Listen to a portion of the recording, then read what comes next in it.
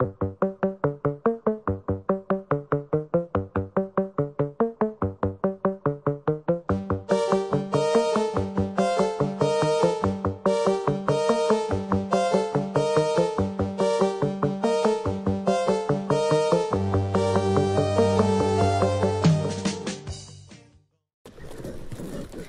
that Marshal Cogburn? That is the man. Who's he with? I do not know. Well, take me across. So, you're the runaway. Marshal told me you'd show up. I'm to present you to the sheriff. That is a story. Let go of my horse. I have business across the river. If you don't turn around and take me across, you may find yourself in court where you don't want to be. I have a good lawyer.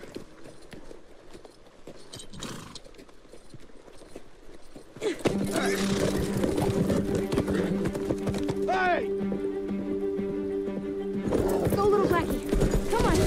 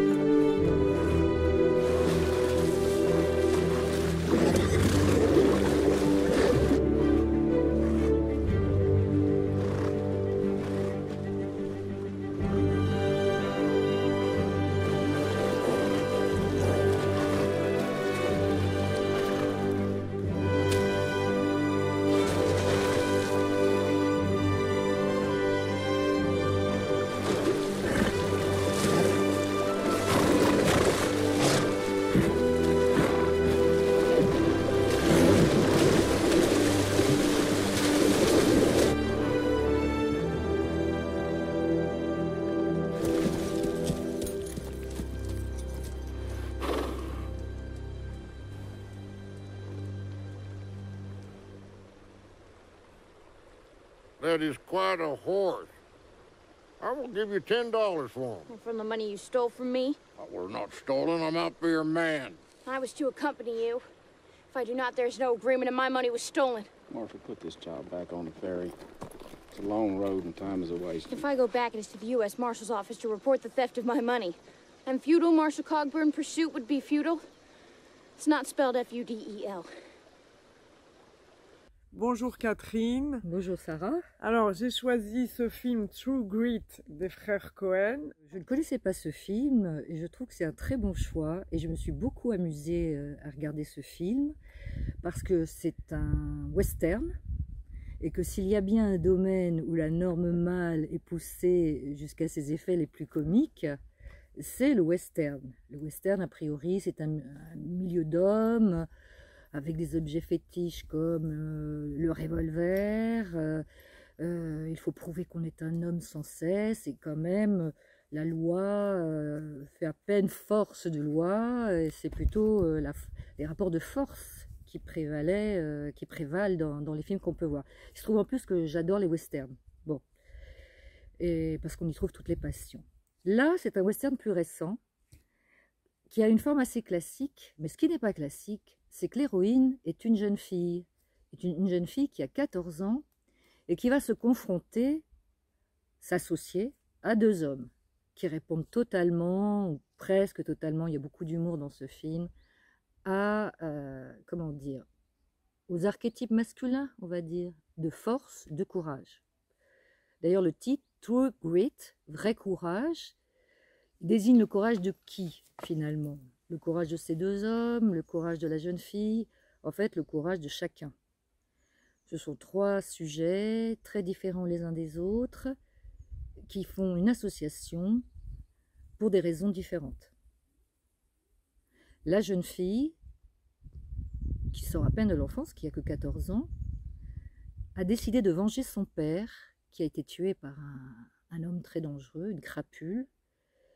Et donc, elle fait ses démarches toute seule pour trouver quelqu'un qui irait chercher cet homme, ce brigand, ce criminel, pour venger son père qui a été tué par lui. Donc on peut dire qu'elle croit au père. Elle croit au père dont elle chérit les attributs.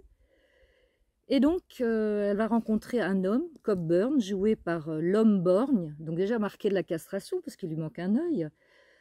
Cockburn, vieux briscard, toujours à la limite de la loi. Elle fait une première rencontre avec lui, elle le choisit, il est marshal, il n'est pas shérif, elle le choisit parce qu'elle a entendu dire qu'il était sans pitié, qu'il n'avait jamais peur et qu'il ne faisait pas de cadeaux à ses ennemis, aux gens qu'il poursuit et qu'il arrête.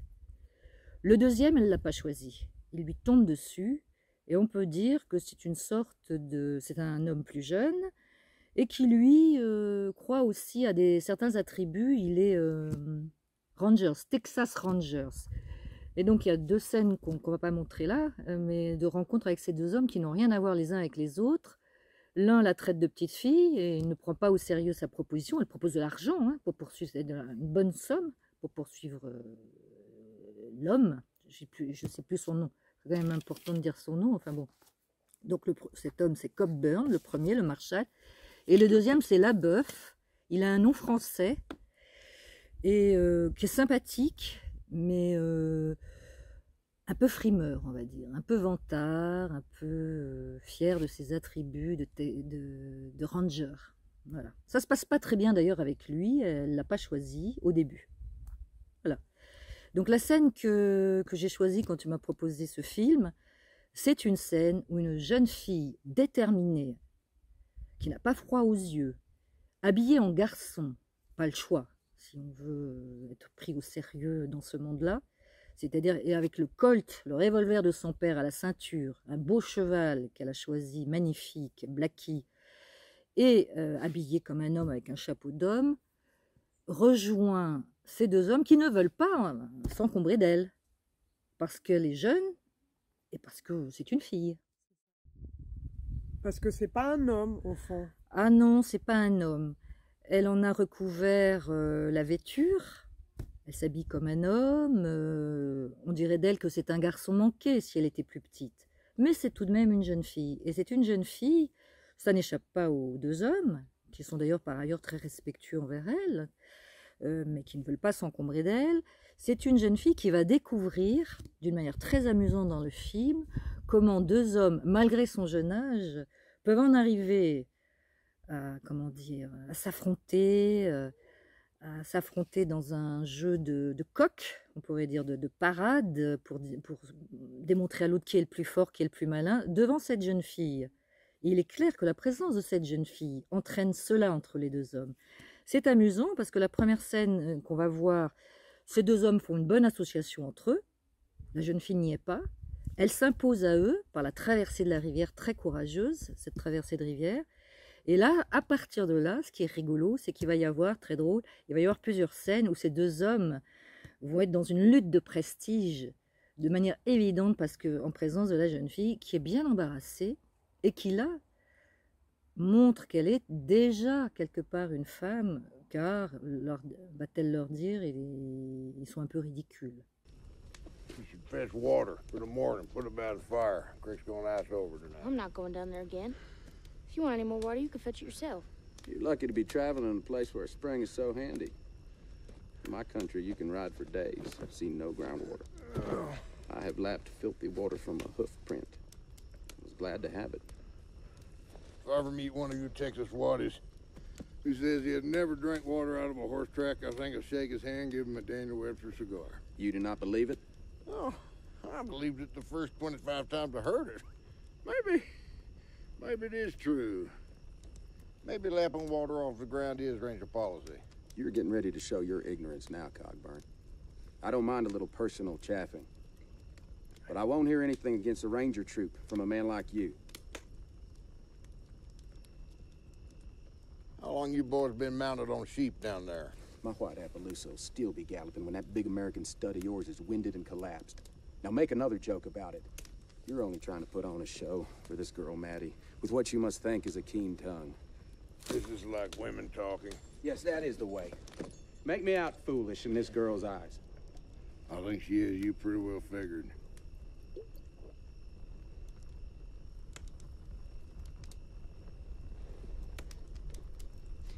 Would you two like to hear the story of the Midnight Caller? One of you is going to have to be the caller. Now I'll tell you what to say. Now I'll do all the other parts myself.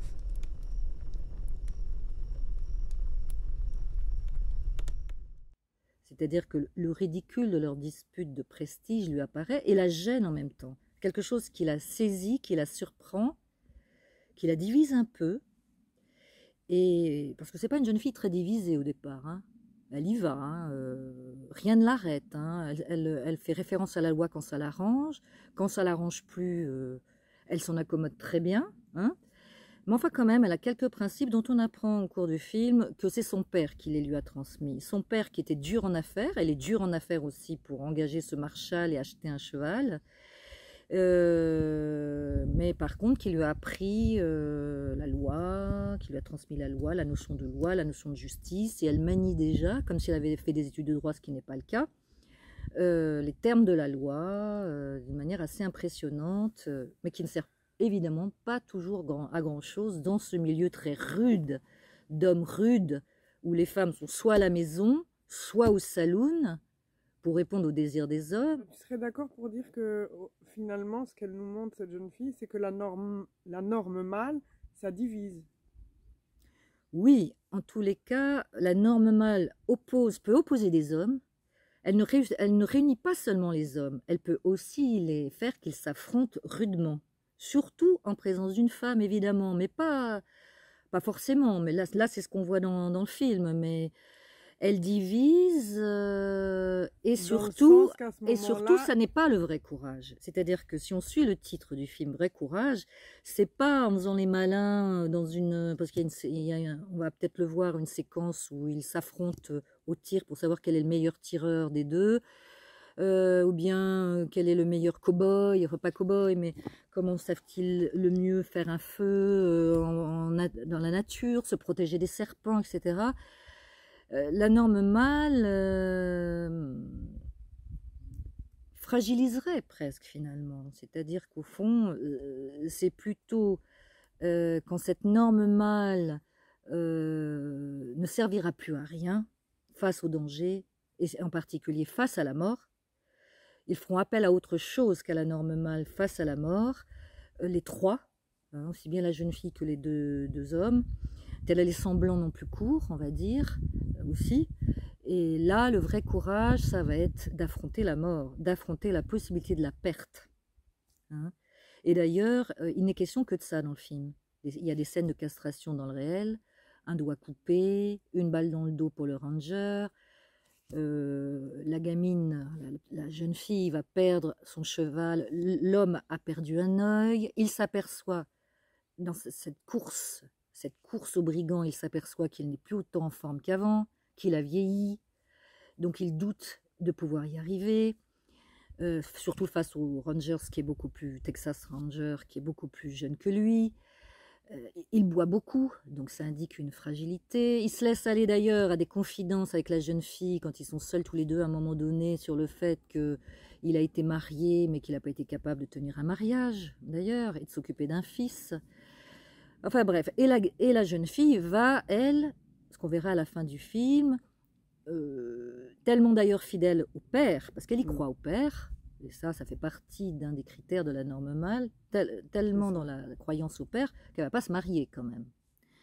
Et qu'elle ne va pas se marier, et on la verra à la fin, elle pourra pas, enfin on ne sait pas trop, parce qu'il y a un court-circuit dans le temps entre cet épisode-là, mais elle aura perdu un bras à l'issue de cette aventure, puisqu'elle est mordue par un serpent. Mais elle aura aussi perdu, dans une scène qui est d'ailleurs terrible, son cheval qui a un beau pur sang, Blackie, magnifique, qui est aussi un symbole phallique. Elle le perd dans l'aventure. Elle perd beaucoup. Le ranger aussi change, le Texas Ranger change, de sa belle prestance, de sa fierté de faire partie du corps des Texas Rangers. On voit qu'il devient un sujet plus seul. Il ne se remparde plus de son appartenance au Texas Ranger. Il ne fait plus partie aussi bien d'un groupe. Quant à l'homme à l'œil en moins, le fameux Marshall, sans peur et sans pitié, s'aperçoit qu'il a vieilli. Et ce qui ressort de ce film, c'est d'abord c'est un film drôle, très attachant, et c'est finalement la fragilité de ces 3 personnes qui vont faire, et c'est confronté à leur fragilité qu'ils vont faire preuve là d'un vrai courage, donc confronté à la castration. Si on dit que la castration c'est quand même c'est le manque, c'est la perte. Il n'y a pas de vie qui n'est de sel, enfin qui est du sel, sans se confronter à ça, la possibilité de la perte. Je trouve que c'est vrai en amour, c'est vrai pour ces 3 sujets dans leur poursuite du brigand. Voilà.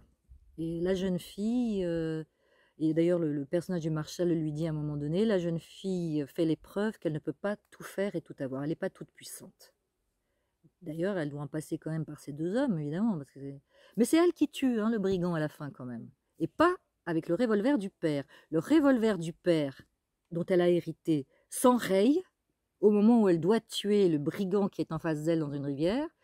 Et c'est au contraire avec le fusil du Marshall, qui est une très belle arme, qui peut tirer à très très loin et d'une manière très puissante. C'est avec le fusil du Marshall, donc pas le revolver du père qui lui a été transmis, qu'elle tue dans un geste de réflexe, d'autodéfense d'ailleurs, et pas de vengeance à ce moment-là, qu'elle tue finalement le brigand. C'est elle l'héroïne.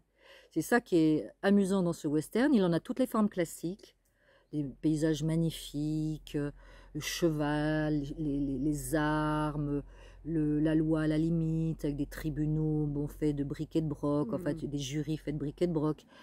On voit pas de femmes dans des saloons, par contre, on voit les mères. Le film commence par une scène de pendaison qui est hilarante, qui est horrible en soi, mais qui est hilarante telle qu'elle est tournée. Mais c'est une jeune fille, on ne voyait pas ça, on n'aurait jamais vu ça dans un western, parce que c'est un western récent, il a 10 ans d'âge. On n'aurait jamais vu une jeune fille de 14 ans, je crois, dans les Far West classiques. Non, je crois que ça n'existe pas. C'est toujours un homme qui en est le héros. À part Johnny Guitar, où il y a... Je ne sais pas si tu connais Johnny Guitar, qui est un western formidable, où c'est une femme. Là. Il y a une maîtresse femme qui est jouée par Joan Crawford, je crois, et qui mène un peu tout le monde à la baguette, et qui d'ailleurs tombe amoureuse d'un homme qui n'est pas du tout un cow-boy, qui est un joueur de guitare. Bon, je me souviens plus de la fin, mais voilà. Mais sinon, ce sont des films pour les hommes, d'hommes. Les femmes étant soit les mères, soit les femmes du saloon, et qui ont toute leur puissance aussi, bien sûr. Alors, le fin mot de la norme mâle et le fait que finalement c'est une jeune fille qui joue dans le western, qui fait l'homme un peu. Alors, voilà, elle fait l'homme. Enfin, elle comprend qu'il faut s'habiller en homme. C'est une jeune fille très intelligente. On disait dans le temps, on ne le dit plus évidemment maintenant, il y a un certain temps, que soit un homme, c'était être courageux pour un homme. La qualité principale qu'on demandait à un homme, c'est d'être courageux. Et de ne pas pleurer. Un homme ne doit pas pleurer face au danger, face à la mort. Et là, le vrai courage, il est partagé par les 3 sujets, mais il y a une fille dedans qui fait preuve, elle aussi, d'un réel courage. Et aussi la détermination. C'est l'homme qui est volontaire, c'est l'homme qui part à l'aventure. Là, c'est une jeune fille qui est volontaire. Donc ces qualités qu'on pourrait dire dans une première approche très superficielle, des qualités masculines, on s'aperçoit, et c'est ce que le film démontre, que les femmes en sont tout autant pourvues qu'elles en aient la possibilité. Mais il n'empêche qu'il y a quand même une différence entre hommes et femmes, qui est montrée très subtilement et comiquement en même temps dans ce film, quand les 2 hommes s'affrontent et que la jeune fille dit « Oh, écoutez, ne soyez pas ridicule. Franchement, le jeu n'avons pas la chandelle. Nous avons mieux à faire. » Missed your shot, Cogburn. Miss my shot! You are more handicapped without the eye than I without the arm. I can hit a gnat's eye at 90 yards.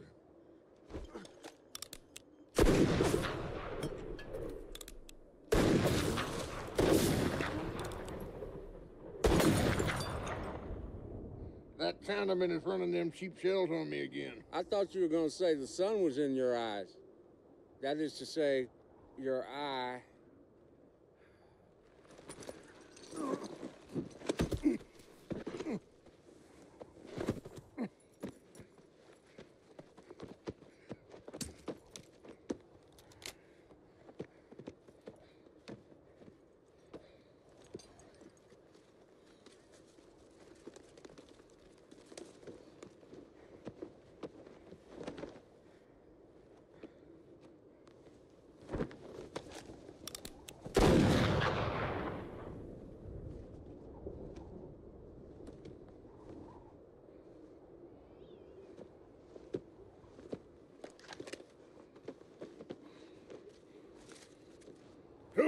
time.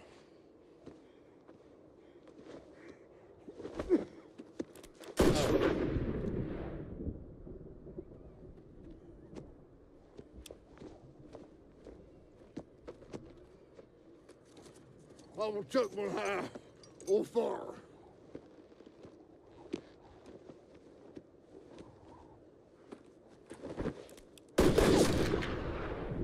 There. There! My bullet! Your bullet. If you hit what you aim at, explain my shoulder. Gentlemen, shooting cornbread out here on the prairie is getting us no closer to the Ned Pepper gang. One more. This'll prove it.